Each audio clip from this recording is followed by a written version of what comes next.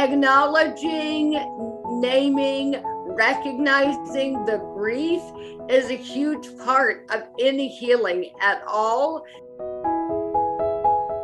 And probably the disability world understands this very uniquely, that there is still sadness and loss and sorrow, and that is not mutually exclusive of tremendous joy and a life lived on purpose and being awake to what God is doing on earth. But I think they're one. I call it the good hard life, that we're all living a version of that. Reconciliation and healing go hand in hand. No matter how much money you do or do not have, no matter where you are in a racial category, whether you're born in the U.S. or not, everybody has a role to play in the healing and reconciling of all things. Healing is not a performance. Healing is not an achievement. Healing is not a reward. Healing is not a requirement. Healing is a gift of grace, a gift of love for each of us and for all of us. And there is so much love. Hi friends, I'm Amy Julia Becker, and this is Love is Stronger Than Fear, a podcast about pursuing hope and healing in the midst of personal pain and social division. As many of you know, I launched a new book last week. It's called To Be Made Well, and it has been really fun to start seeing this book get out into the world. We started getting the book out into the world with a launch party last Monday night on Zoom. And today's episode of this podcast is a recording of a conversation that I got to have in celebration of this book launch. So this Zoom book launch party last week, and yes, this was like a very nerdy way to have a party among people like me who really like reading books and talking about ideas. Hopefully you are one of us. So my Zoom book launch party last week was basically a conversation between me and Katherine Wolf and David Bailey. So if you've been a listener to this podcast for a while, you might remember both of them from previous episodes. But just in case you need a reminder, Katherine is the co-founder, along with her husband Jay, of Hope Heals. She also wrote the foreword to Be Made Well. And she describes herself as a communicator and advocate who leverages her redemptive story to encourage those with broken bodies, broken brains, and broken hearts. Katherine is an amazing human, and I'm so grateful to know her.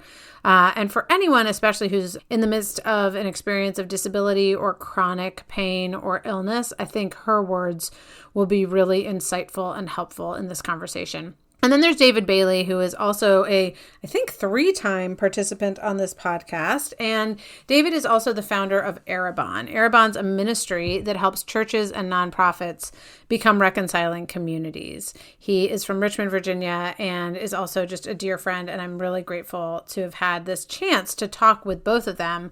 We talked about the multidimensional nature of healing, all these different aspects of healing, the personal aspects, the spiritual aspects, as well as the social aspects. And then at the end of this conversation, we got to respond to a few questions from launch party guests. So this was really fun. It was a great way to reflect on healing and hardship and hope in our personal lives and in our society. So I hope you enjoy listening to this today. So I just want to maybe start off by just asking you, Amy, Julia, why did you write this book, and who's this book for? Thanks, David. And thank you for being here. Everyone who's here, but I just really, Katherine and David, thank you for taking the time to be with us and just celebrate the launch of this book, which I guess technically comes out tomorrow. I wrote this book, I guess, because I, about 7 years ago, had an experience that I would call a healing experience, kind of a mysterious, miraculous, it felt, healing experience. And I spent a long time trying to make sense of it. And when I finally started to pull those pieces together, I realized that there was so much about healing that I hadn't understood before, and that was really transformative in my life. And it brought me back to the stories of Jesus in the gospel and a ministry of healing that, as much as I thought that the gospel stories about healing were telling me that Jesus was powerful and compassionate and could work miracles. But I also thought that they were like long ago and far away. And I wasn't sure that they were relevant other than telling me some true things about Jesus. Like I wasn't sure they were relevant in my own life and in the lives of the people around me. And as I started to see that my understanding of healing, the healing ministry of Jesus was really small, when actually it was still really relevant because, yes, because of the possibility for physical healing, but even more so, I think, because of like the more comprehensive nature of healing. So that's why I wrote it, was just because I learned so much and I wanted to share it. I mean, I guess that's what writers do. But then in terms of who is it for, um, there's a part of me that is like, it's for everyone because everyone needs healing. And I do mean that.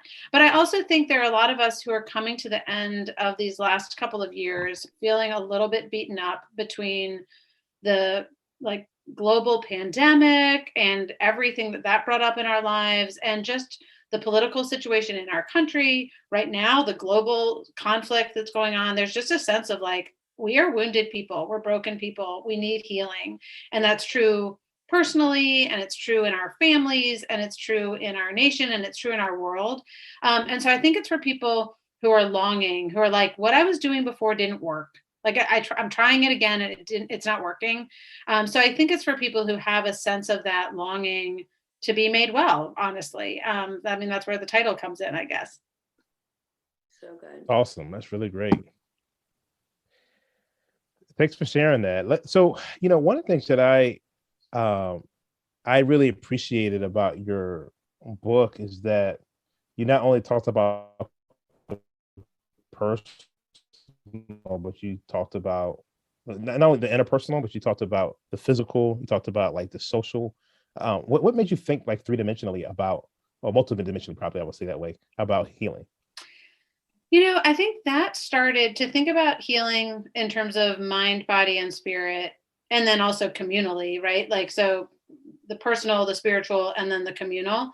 There were probably different aspects to that. One was when Penny was born and was diagnosed with Down syndrome. For anyone who doesn't know, our daughter Penny is 16 now and was diagnosed a couple hours after she was born.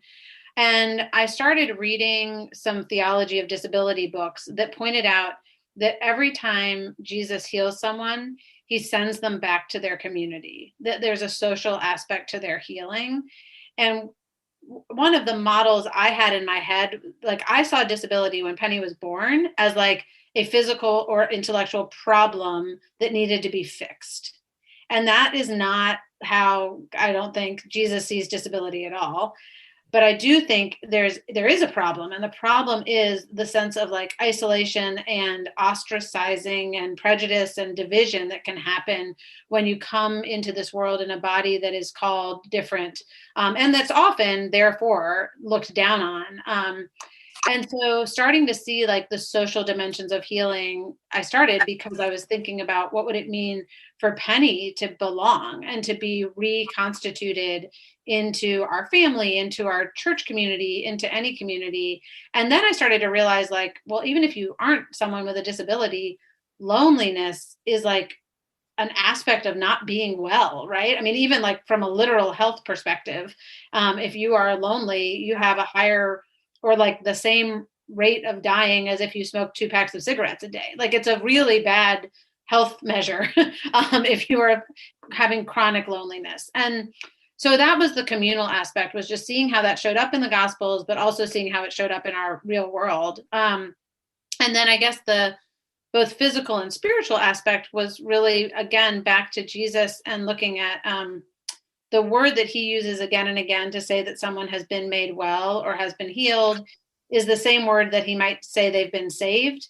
So there's this like physical and spiritual component to that Greek word that gets lost in translation a lot because we have to choose whether we're going to say they were healed or they were saved. But so when Zacchaeus is when Jesus comes to Zacchaeus' house and Zacchaeus gives away half of his possessions, Jesus uses the same word to describe what happens there as he does when a blind man can see.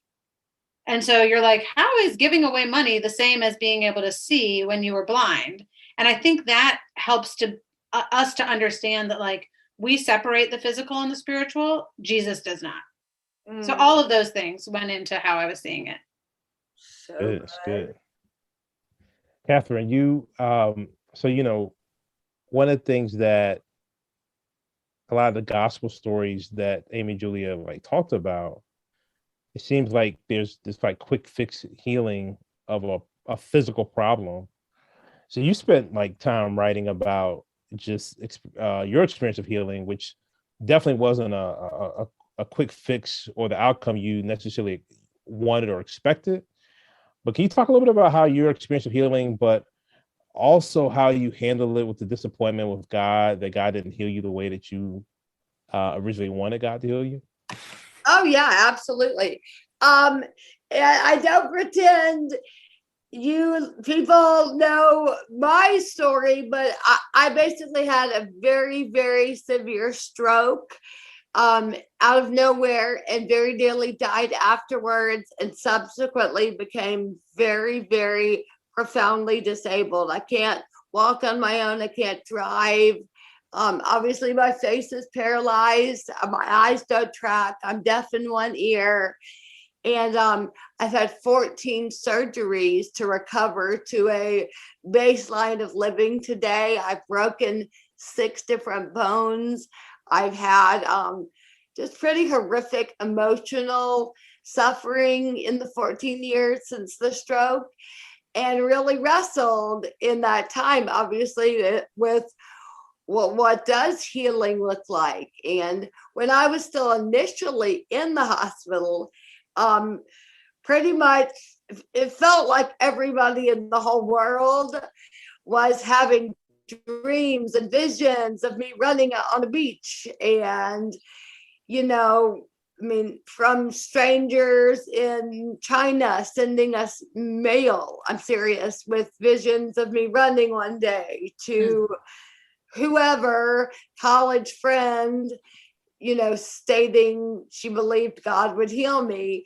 It really became very complex after months started going by, and I still couldn't eat food, speak, stand, walk, nothing. And eventually those dreams and visions dried up. Nobody was saying that anymore. And it was very spiritually complex, because what do you do with that?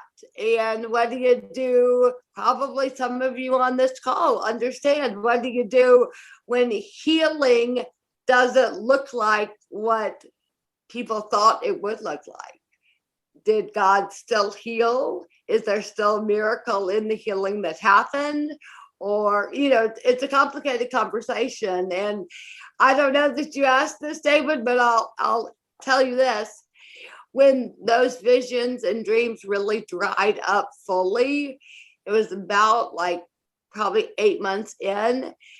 I think the Lord really enabled me to understand that those visions were likely visions of me in heaven with a new body, and had nothing to do with my earthly body, which was pretty radical thinking at the time, because I'm a 26-year-old new mom of a baby with no previous health problems. From 0 to, whatever, like total insane, to start to visualize living in a body that is not quote unquote healed, but kind of releasing some of my need for physical healing, knowing that healing in the most needed places could in fact happen while on earth, and that's internally. And that one day there would be a new body, and that would sustain me on earth, was the assurance of that. combined with the reality of the comforter with me in this life, doing this with me. So it was very complicated to explore healing, and still is. I mean, it's not gotten less complicated as I've really started spending my life in the disability community. And, you get some really hard, complicated, painful deals. I'm going on and on, Amy Julia. I'm so sorry. I'm so No. I wanted to ask Katherine, I'm curious how you read, like when you read healing stories in the Bible that seem sometimes so quick and easy, right? Like where it's like, oh, they just come up to Jesus and touch his clothes, and all of a sudden the like long lasting illness is like, I'm curious for you whether, how you read those stories, like what happens for you when you read them. I read them and I love them because I thankfully have kind of made peace that may be my story on earth, but it may not be. And I'm not going to wait around for my quote unquote physical healing to come, because I've got a life to live and purpose. So I don't know. I just think I don't put God in a box. Maybe I'll have a full physical healing next week. But I guess I love that. That's awesome for whoever got this miraculous healing. Jesus heals. But I think it's just really selling ourselves so short if we stop at just the body, when what matters ultimately is my feelings were so incredibly hurt that God would let this happen to me. That was more of the wrestling, it has been all these years, was, wait, God, I kind of unspoken thought we had a deal here. And my life's been ravaged and turned upside down. So how do I make peace with that? And ultimately, I've come to a place of recognizing that God doesn't make mistakes in our lives. And so there's this bizarre sense of calling in my broken body that, anyway, there's a lot I could say about this. And this is your book launch, all about this topic. But I just think it's so freeing to not be so obsessed with the physical healing. And maybe that's what you're getting at. No, thank you. I just wanted to push a little bit on that, because I think it is easy for us to get a little bit stuck on the physical, which is part of what you're not saying, I don't care about the physical, but you're also saying the physical is not everything, and it's not the only way that God heals. And I think that's just really important. I do too. I'm also curious, David, like unless you have a follow-up to Katherine. No, go ahead. Okay. I wanted to know for you, because your work is in, like your professional work, right, is in the area of racial reconciliation. And I think healing on like more of a social level. Well, I guess that's my question is, can you tell everybody a little bit about the work that you do, but also whether you see that work of reconciliation as a work of healing and how you relate that to what we're talking about?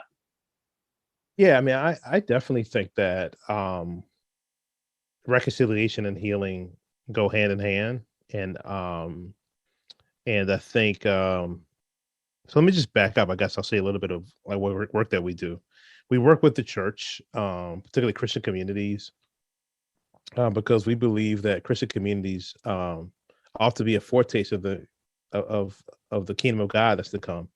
And one of the images that John saw when he saw heaven was there was a tree of life in the middle of this great city, and the leaves were like the healing of the nations. Mm-hmm. And so we see that the nations, the ethnos, the people, these different tribes, these different tongues, these different languages, man, things are like very ravaged, and things are brutally happening, and a lot of conflict is happening here on earth. We're dealing with a global like trying not to have a World War III right now. But then we also like live in a country domestically where for centuries, folks were actively engaging with desecrating the image of God and other people and manipulating laws for economic reasons and saying some people are made more in the image of God and others that aren't. And about 5 decades ago, we made a change and we said, hey, this is illegal to do. But it wasn't that we said this is not good to do, but it wasn't like we were just like as proactive to engage in healing and reconciliation. Right. We just said it was illegal. And then there were some laws maybe during the 70s said, hey, we'll enforce some of these laws. And then for the most part, we've kind of as a society took like a colorblind approach. And it was just like, hey, let's just kind of ignore what happened and try to move forward. And that's not necessarily a path towards healing. You can use healing. You can use history to hurt people, to say, hey, Amy, Julie, what you did in the past, you'll never change, or you hurt me so great in the past that I'll never forgive you. And that could be a hurtful way of engaging with history. There's another way you can use history to hide, to kind of tell the version of history that kind of puts you in the best light. Or you can use history as a way to heal. Whenever you go to the doctor asks you, hey, what's your medical history? When you go to lose some weight and you work with what those exercise science folks, they ask you what's your exercise history. When you go to the therapist, they ask you what's your history. Yeah. And so history really can be a really great way to be able to heal. And so one of the things that we do as a ministry is like we try to help people to, number one, understand reconciliation and spiritual formation, to realize that just the work of repair and healing for brokenness is an act of healing. It's a way of us being spiritually healed as well as communally healed. But then understand our context, understand our history, understand how we got here. And then the third thing that we do is try to have imagination to see like, hey, what does this look like to have a foretaste of the kingdom of God on earth as in heaven? So this is like, that's what I really loved about your book, To Be Made Well, is because it had space for this. I mean, even we talked a little bit about this in the book, but like there's a role for all of us to participate in this work. And that's the work that Erebon tries to do, is help people to figure out, no matter how much money you do or do not have, no matter where you are in a racial category, whether you're born in the US or not, everybody has a role to play in the healing and reconciling of all things. Yeah. Thank you. Yeah. I think for me, that has been such an interesting aspect of these past, I don't know. I mean, whether I look back to over 20 years or since Penny was born or the past 7 years or whatever, but like the sense that as I understand healing in my own life, I better understand what it might look like on that, not just communal, I mean, yes, local level, but also in like a more social sense. Like I think about, there's a story I tell in the book of my sister when she was really young, stepping on a splinter. And the splinter went so far into her foot that it, like the skin started to close around it. So you couldn't see that there was a wound there anymore. So she was just like limping along. And then she eventually went to the doctor. The doctor's like, no, you're fine. You've gotten the splinter out. And she had to go in and like, dig it out. And I won't give all the gory details right here, but it's such this picture of like what we want to do with our history, to be like, no, there's no problem there. Like we're walking, but it's like, no, we're limping. We're not, like, we aren't even walking right now. And imagine what would happen. It would be painful and it would be gross to actually pull out the festering wound, but then healing could happen.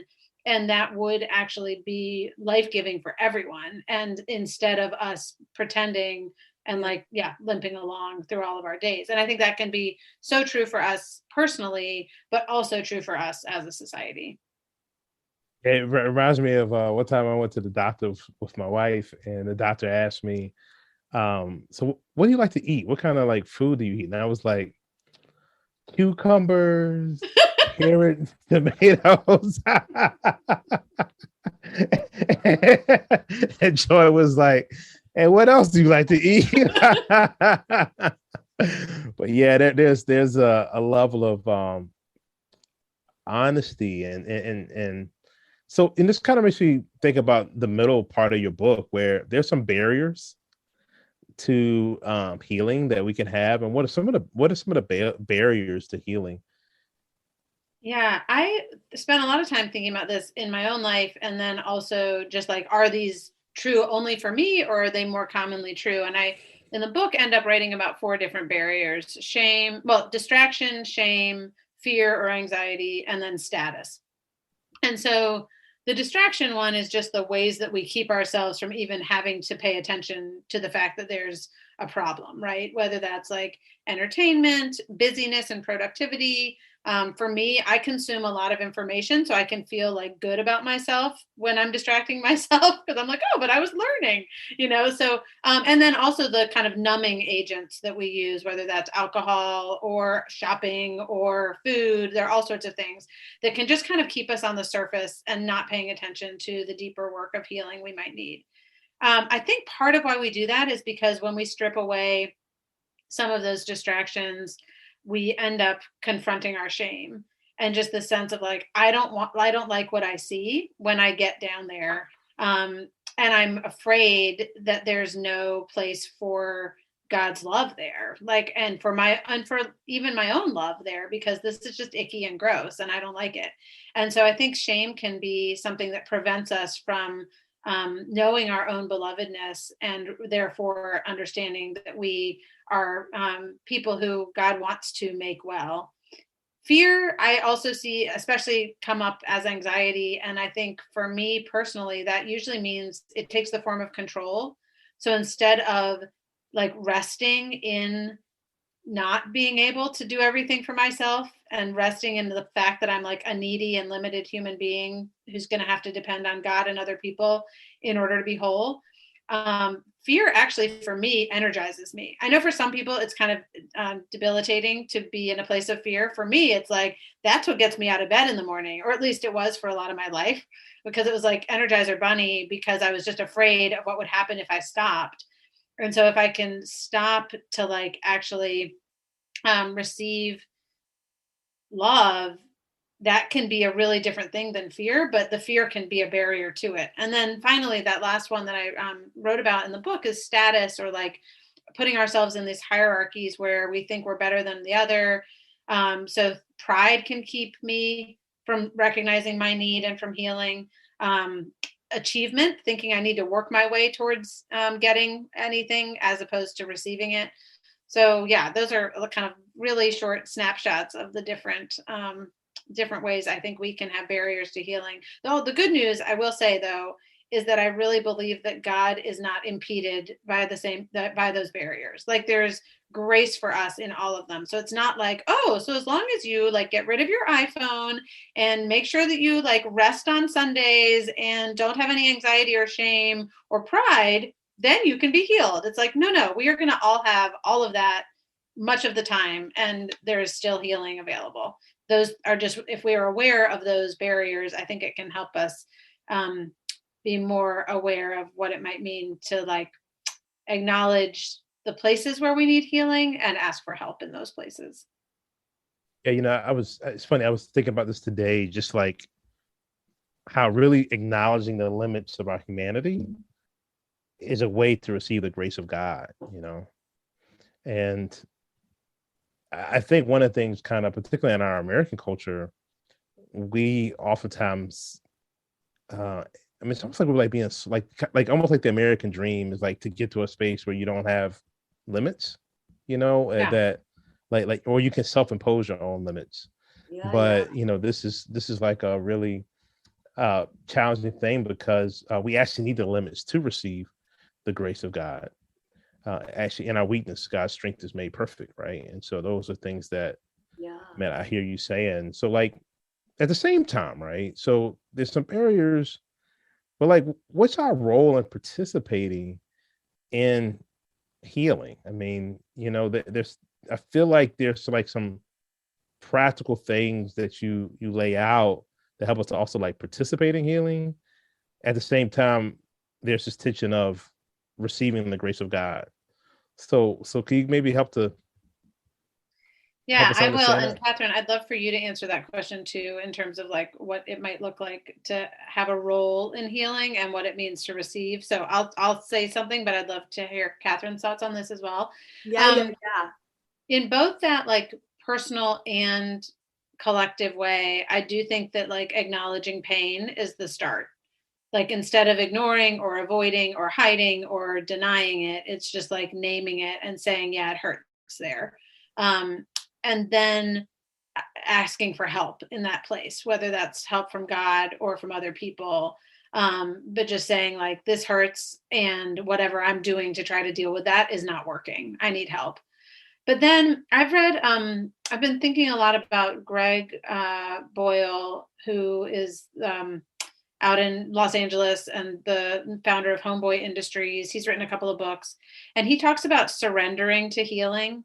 That the gang members who he has, former gang members who he's worked with, think of them as people like they need to change. And he's like, no, you don't need to change. You need to surrender to healing. Like you need healing. And so I don't know. I love that idea of if I can believe that I am beloved, then that's going to allow me to like acknowledge pain, ask for help, and then like what I think Greg Boyle says, like surrender to healing, believe my belovedness. I think there's a transformative work that can happen there. And I mean, there's some specific practices that I write about in the book in terms of how to actually do that, but that's the pattern I see in the Gospels, but also in my own life. Like acknowledge pain, ask for help, surrender to healing, and that's what enables me to actually participate in my own healing, but also in healing in the world. But yeah, Catherine, I'd love to hear what you have to say about like the idea of participating in healing. Yeah. I would say similar to what you've said in some ways. Sorry to be repetitive, but I think for me, in terms of my own healing and participating in other people's, acknowledging, naming, recognizing the grief is a huge part of any healing at all. Because how are you possibly supposed to ever move on? And they say you don't move on, that you move forward. And I do like that, actually, that you always carry it with you. But that recognition of deep loss and acknowledgement is always part of healing. And it makes sense. I mean, surrender is obviously so tied into that, the acknowledgement of what's lost and what's gone. And I would say a huge part has also been not suppressing emotion and not elevating emotion either, but really having a healthy relationship with your feelings and emotions. I mean, before I could even really start to come up for air and process what was happening, it had been 5 years. So I had the stroke in 2008. And my husband and I didn't really launch into ministry full time until 2013. So it took 5 years. And I really always like to make that very clear. It wasn't like I woke up the morning after my life blew up and was like, yay, Jesus, now we go forth with purpose. It was like crying in bed and wondering, how can I live in this state? And the list was so long of now I will never, and pain, just so much pain.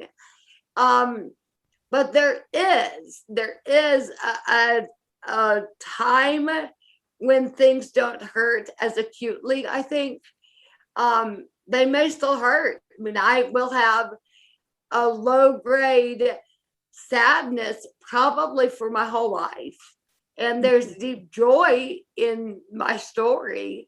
But I think, and probably the disability world understands this very uniquely, that there is still sadness and loss and sorrow. And that is not mutually exclusive of tremendous joy and a life lived on purpose and being awake to what God is doing on earth. But I think they're one. I call it the good hard life, that we're all living a version of that. But the other real way I see this playing out is adjusting expectations of what life has to offer me. There's been such a deep healing in being able to pivot in life and not having it has to look this way or I can't experience any joy. But like, I don't really know what it's going to look like. And I'm here for it, whatever it is. And maybe God's going to surprise me. And I'm trying desperately to get back to my old life that's no longer available. I never could feel any real joy in the Lord. But instead, I think the emotional agility we need to cultivate really can enable healing, like really can release something in us that says, okay, like this isn't the story I would have written, but Lord, you're in charge of the story and I'm going to go with the story. I don't know if that's like nearly theologically appropriate and heady enough, Amy Julia. You could probably speak to that. I can't. But it's working. Like somehow the Lord has given me a sense that there is really powerful ability of a human to cope. And we see that throughout history. Speaking of, if anything we've learned in history, David, is that Christ has equipped us to really do very hard things and to live stories we didn't imagine we'd be living. And that mindset just changes how we view the rest of our days. Yeah, I have no theological objections, Katherine, whatsoever. Okay, I mean, you went to Princeton, so. But I'm just saying, I think it's so important to actually acknowledge. I love your honesty that there is joy and there is sadness, and that's not going to change. Like, this is not tie a bow on it. That was one of my biggest fears in writing this book, was that there would be some sense of people coming away with a formula for healing. And if I just do it right, and I think that happens in both, even in like a faith context, like if you just pray hard enough, if you just have enough faith, if you just, whatever, then you will be made well. And there can be some truth to that. Like, as you said, there is an emotional component to healing. There is a spiritual component to it. And it still might really hurt. And there's brokenness in this world, and our bodies and minds and spirits reflect that brokenness. And in fact, bear witness to something true when that's the case. So anyway, I just really appreciate your, the depth, like the breadth of what you're willing to share with all of that. So thank you. Good. Yeah. All right. Well, so we got some questions just pouring in, and I would, I got one question for you, Amy Julia. So we got to save enough time for one question for you. But here's a question for all three of us. Would you say grief plays a role in healing? If so, how? So, or how does grief play a role in healing?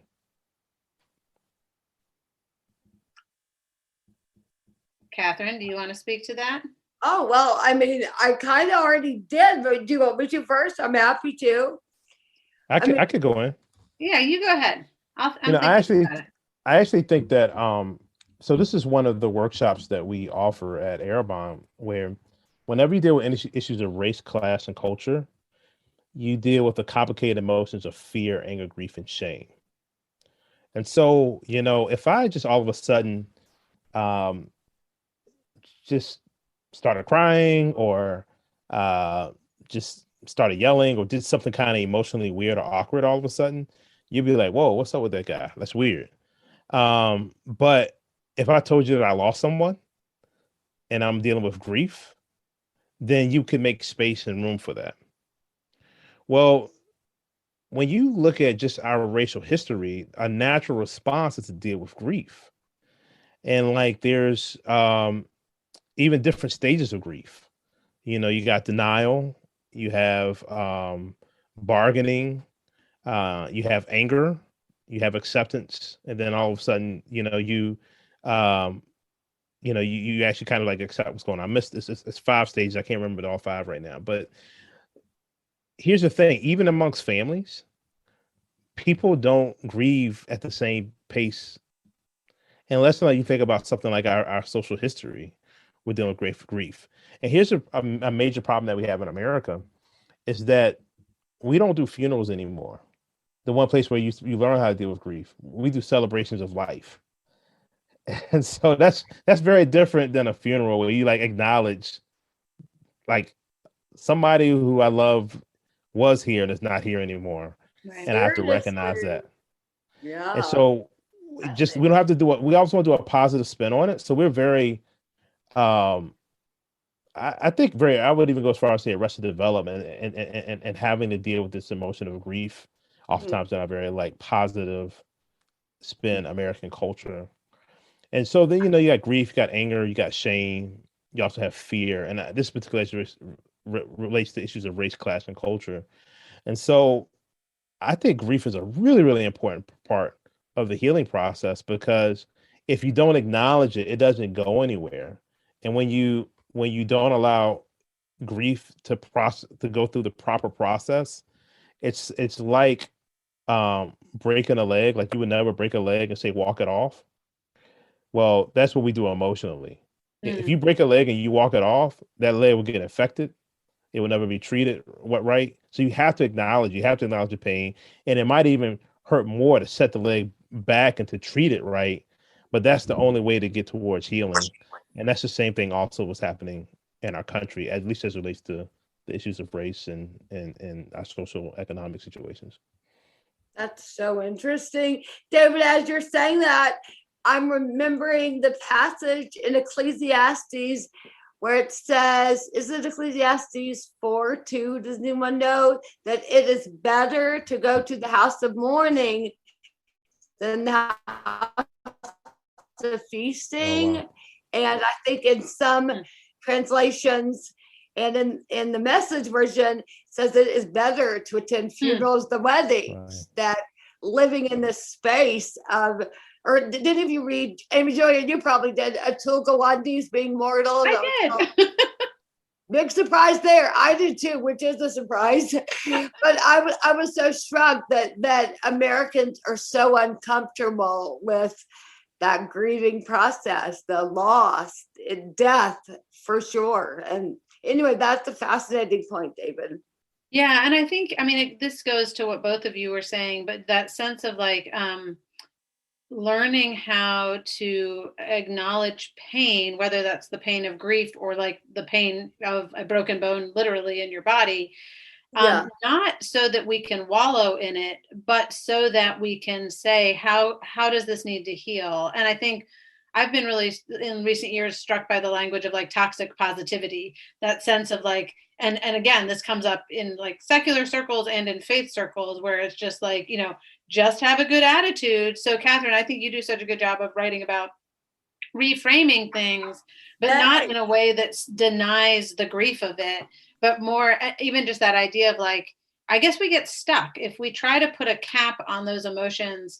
There really is a sense of like, we just have to hold everything in one place, which doesn't really work anyways. And the point is, if we allow it to come out, then maybe there is a way to move forward, and we'll still move forward, whether it's with a limp or with a scar, it doesn't mean we'll move forward and it's all going to go away. But I do think there's a capacity to move forward and to even bring whatever God has given us in that place of grief into the healing. Katherine, this might have been Jay who said this at some point, but that sense of like where your deepest sorrow has been, like going into the pit with someone else. Do you know what I'm talking about? Of course, yeah. We both talk a lot about this idea. I mean, it's the beautiful truth of 2 Corinthians 1 that we comfort others with comfort that we've received. It's this cycle. But I've started saying that what we're doing is we get to be living survival guides for each other. And when we reach in and look someone in the eye and say, I've been there too, and you're coming out with me, that does Right. some deep healing work in our brains, that God wired it that way, that somehow as we free people with our presence in their pain, it's doing something to our healing. Yeah. I think. I agree. So good. So Katherine, there's a question for you. It says, so what, if any, were the pivotal moments in making peace with feeling hurt that physically, basically with the pain that physical healing didn't come? And how did you avoid descending into self-pity, feeling sorry for yourself? Well, then and today, I think if I thought like really having a significant pity party would change anything, I would probably do it, But I just know too much. I just know like that it's going to be completely and totally pointless to not use what the Lord has allowed to work on my body, which is not everything. But I didn't die when I had the stroke, and the doctors do not know why. I should definitely have died, and such extreme physical limitations have existed in the space of your second chance life. So for me, I guess there has been a sense of like, there's got to be a reason I'm on earth, even if it's a messed up body. And I have been known to say that if you have a pulse, you have a purpose, that there's no accidents. So I think that that's really helped me not have too much pity, but I honestly do feel sorry for myself some days. So I'd never want to say like, oh, and I've arrived. I have no pity for myself. I mean, yeah, I do. It's really hard. I watch all the other moms. I have a kindergartner, like get the kids out of the car and take them into the classroom. And I will never do that. And that makes me sad. And all the little things like that I'll never do, like, can I say suck? They suck. And I think that even the acknowledgement that it's hard and painful does help me cope. And doing this, just some good talk therapy, honestly, good for the soul healing, I believe. That working it out loud and being real about it does possibly change how you feel about it. Which, side note, and Amy Julia clearly speaks to this in the book, isn't it all about that? Isn't it really ultimately about reframing how we view everything in this world? I mean, really, that's how we cope, is we look at our lives differently than we did before. Well, yeah, and I would say to that, the sense of, I gave a talk last week kind of based on this book, and used the phrase believing our belovedness. Like that to me is the biggest reframing. And it can be really hard, especially when you're in the midst of whether it's oppression and injustice, or Katherine, in your situation, like a completely inexplicable accident that affects your whole life and causes pain. Like, how do we believe our belovedness when these horrible things happen? And yet, if we can get to that deep place of believing our belovedness, I do think it allows for a really different reframing of everything, and a different type of hope and a different type of sense of purpose, and actually less of a need to insist that everything is fine. Like, it's like a freedom to say, yeah, it sucks that I can't walk my son into his classroom, and I'm beloved. Like, there's somehow an ability to hold those that things. Tension, yeah. Differently. So, this is like something that I actually want to take a little bit of ownership of as like a person in ministry, a pastor. Like, we have done a really, really poor job. Most churches in America do a really poor job of helping people to deal with just life just doesn't work out great. Like, I mean, if you go to most of our services and you listen to the praise songs that we sing, the worship songs that we sing, they tend to be very triumphalistic. They tend to say like Jesus died on a cross and the resurrection happened and everything's great. Our preaching is very inspirational. Oh, totally. Our we just rarely ever have any like time and space for lament. And so what ends up happening is people don't know how to lament because they haven't practiced it in our gathered times. And 40% of the Psalms are Psalms dealing with like lament or something's messed up with the world. 40%. And Mm, so this is something that's really, and some of them get to be like the level of anger and vitriol that it can express. You're like, who let this go through the editorial review of the sacred text? Like, yeah, who's, yeah. how did this happen? But like God put these words so that God can take our anger. And a friend of mine said it this way, that like God is not fragile. So God can take your anger and the rawness of your emotion. And God wants that. And that's the reason why God gave us the Psalms. Now So it is 6 minutes till. How can we get people to know about this book and and sell as many as we can? yeah. Well, Woohoo. thank you for both of those questions. As far as like the takeaway, I kind of have two answers. One is I've been saying healing is for each of us and for all of us. And what I mean by that is I do think there are like particular ways that we each need healing that are going to look different for each of us. And yet there's also everybody is invited, everyone's included, and everyone needs it. Like there's an all of us thing there too. But then for the people on the launch team, I did this I think 2 weeks ago, but I'm gonna just read the very end of the book.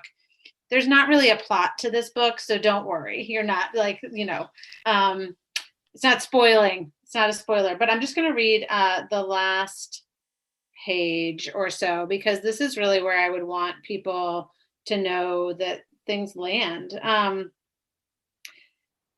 So in Romans 5:5, Paul writes that hope does not put us to shame because God's love has been poured out into our hearts through the Holy Spirit. It's as if this vast waterfall of love cascades into the wounded places within our own souls. And over time, we find that there is more than enough love and that God will keep pouring it into us and around us forever. Love that fills us to overflowing. Love that moves like water, seeping into every broken place, every crack and crevice. Love that works its way into our personal places of shame and pain and heartache. Love that flows from us into our community's areas of shame and pain without leaving us parched and thirsty for more. Abundant, transformative, healing love flowing down and through us, washing us and restoring us and strengthening us and blessing us.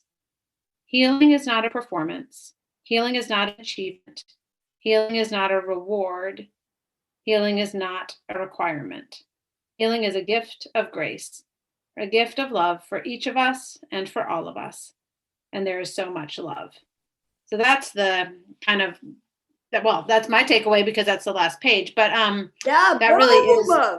like where I want things to land, is with that sense of being receivers of love from God, which will mean healing in our lives. And as far as this actual book goes, it's available as of tomorrow on Amazon, and it's certainly if you probably your local independent bookstore will not know about this book unless you go ask them to purchase it for you, and so you can buy it from them. But that would be awesome.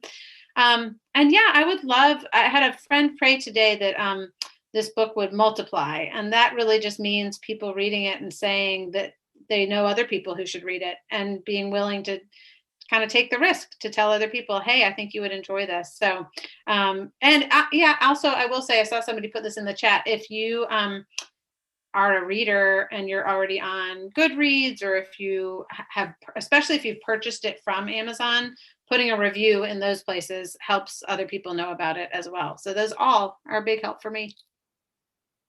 Oh, so I heard this at the library. I heard somebody bought it from Walmart.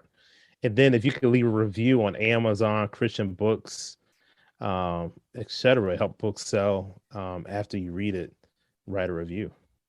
Absolutely. Also tell your church. And I will say do a book club. Oh yeah. And you know what we do? I will say we have a discussion guide that is available on the Herald Press website, and you can link to it from my website. It has questions for every chapter, but you also could just select among the questions if you wanted to meet multiple times or just one time. That is all available pretty easily. Well, I want to say thank you so much for just coming to this launch party event. I'm the only person that wore a hat. Next time, bring your hat for the next party. And but thank y'all so much for coming out, and Amy Julia and Katherine. Amy Julia, thank you for the invitation to let me host. And Katherine, thank you so much for your contribution. You ministered to my soul today. And so good. thank you so much. And me too, Amy Julia. We're so excited for you for tomorrow. Thank you. We're going to be watching all over social media. You better blow it up tomorrow, and we can all repost and share the love. Yes, that's true. You can also, if you're on social media, you can tell other people about this book that way, and that's a big help too. And if you go to my website, there are lots of cute little, quotations and so forth that you can share. Oh, good. Yay. All right. Thank you, everyone. Thank you. Blessings. Thank you. And blessings to you as you go. Thanks, as always, for listening to this special episode of Love is Stronger Than Fear. And thanks for taking this time just to celebrate the release of To Be Made Well with me. I will be recording the book on audiobook in the coming weeks, which I assume people who listen to podcasts might listen to audiobooks. So I will let you know when it is available in that format. For now, you can find it online. You can request it at your local bookstore, look for it in a local library, access it through Kindle. I would love for you to read this book, especially if you've been a listener of this podcast in the past. This is a book that incorporates a lot of the ideas that I talk about here.